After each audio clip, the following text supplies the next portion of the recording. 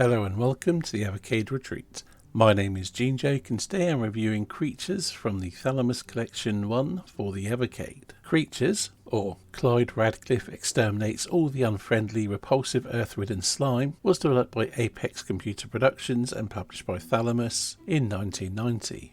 As such, it's a very late era C64 game considering the hardware came out I think in 1982 or somewhere around there. Now, we still had a C64 when this came out, and it is a game that I had back in the day. As a kid I found the character of Clyde Radcliffe quite amusing, and also found the way the fuzzy wuzzies get tortured and things, well, it appealed to 12-year-old me. I first played a demo which has one of the torture scenes on it, and absolutely loved it. The game quickly became a must-buy as soon as I could get hold of it, but more on that later. So let's start with the graphics of the game, and it is very typically C64 with its sort of muddy brown kind of palette and chunky pixelated looks. But it is quite a nice looking game for the C64, especially in the era of your Mario 3s and your Sonic the Hedgehogs. Obviously, visually it doesn't compare to those, nothing on the C64 really could, but it does have a very distinctive charm to it. The sound and music, well, the music is really good, not unexpected for a C64 game. The SID chip could work some wonders. The sound effects, while nothing amazing, they're perfectly functional, and unusually for a C64 game you could play it with both sound and music. On the gameplay front, controls are fairly straightforward.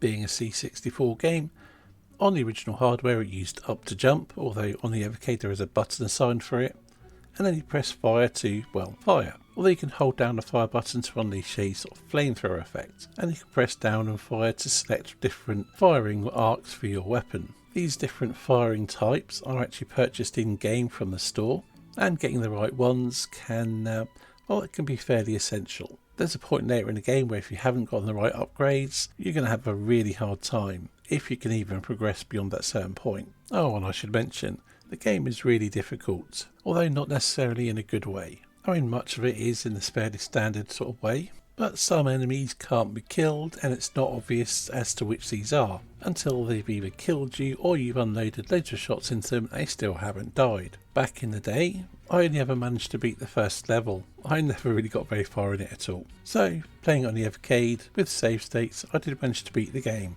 but I do think it took a fairly substantial amount of save states to do it. So back in the day the game had a lot of character and I really wanted to like it, and while I did like it I just found it too difficult and could never get anywhere, which naturally dampened my enjoyment of it. It was great going back to it on the Evercade and very satisfying to finally beat, even if that was with save states rather than genuinely getting good at the game. For me the highlight of the game is the torture screens rather than the actual platforming action. These are much more satisfying to beat because it was less about unfair platforming and more about just trying to work it out and trying to execute the puzzle within the time limit.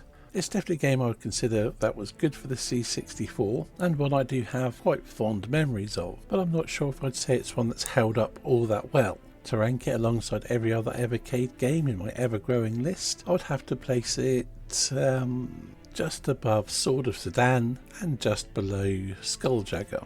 I suspect I might upset a few C64 fans with that, but nostalgia aside, the game is rather frustrating. And thinking about it, as I've recorded this audio for the first Creatures game, it would make sense to do the second one right here because I don't think there's that much more to say about it to warrant a separate video. So Creatures 2 came out in 1992, making an even later entry in the C64 library. Now I never played this one back in the day, but I have played it now, so let's get on with it. Visually and sonically it's pretty much on par with the first game, which is fine as they were both quite strong elements of the first game, given the hardware anyway. Gameplay wise things have changed a bit. Controls and everything are pretty much identical, although you start out with all the weapons in this game, but gone are the main platforming levels. Yet the main chunk of the game has changed. I guess the developers realised that the most fun part of the previous game was the torture screens, and they've expanded upon that. But between the various torture screens in the game, there's various mini games, such as collecting items or using a trampoline to bounce fuzzy wuzzies across the screen, or some sort of boss fights against demons, and island hopping where you're taking 2 fuzzy wuzzies and working away across islands, one swimming and one, well, walking on dry land.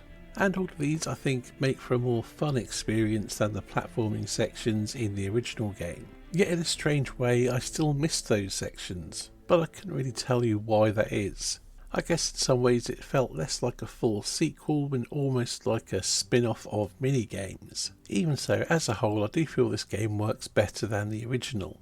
So all in all, it is a good sort of puzzle adventure game, and although the puzzles are not always obvious and they can be a bit of a pain to work out, and well, they can leave you scratching your head at times, they are fun to go through and attempt, and there's certainly things that are very amusing about the game. Seeing these various fuzzy wuzzies being squished, electrocuted, chainsawed or whatever, well, it's fun in both the games. Place it in my overall Evercade game rankings, I would have to place it just above Bridge Strike and just below Soldice, which seems quite a long distance from where the original game ends up in the list. But I do feel without the frustrations of those platforming sections, well, I guess it just makes the game more fun and less frustrating, meaning it comes together as a whole better. Anyway, that's it for this review, or these reviews I suppose. Thank you for watching, and I'll see you in the next video.